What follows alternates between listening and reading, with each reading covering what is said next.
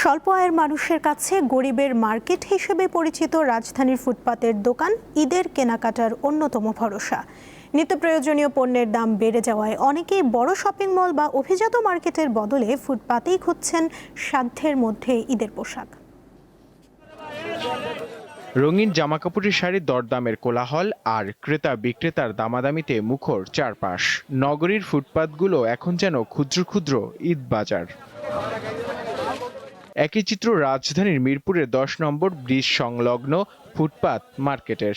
ঝলমলে শপিং মলের বাইরে এই অস্থায়ী দোকানগুলোকে ঘিরে ঈদের প্রস্তুতি নিচ্ছে হাজারো নিম্নবিত্ত ও নিম্ন মধ্যবিত্ত মানুষ।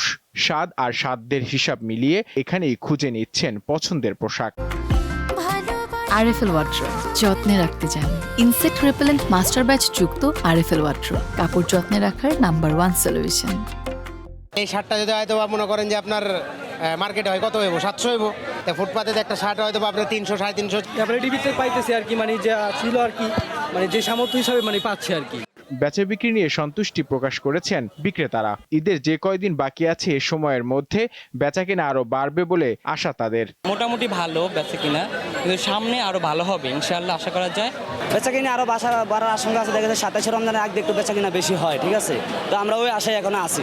বড় বড় মার্কেটের ঝলমলে আলো বা আধুনিক সুযোগ সুবিধা এখানে না থাকলেও স্বল্প আয়ের মানুষের জন্য মিরপুরের এই ফুটপাত যেন ঈদের আনন্দ ছড়িয়ে দেওয়ার একটি সহজ ঠিকানা। সীমিত সামর্থ্যের মধ্যে পরিবারের মুখের হাসি ফোটানোর জন্য অনেককেই শেষ ভরসা হিসেবে বেছে নিচ্ছেন এই গরিবের মার্কেটকেই।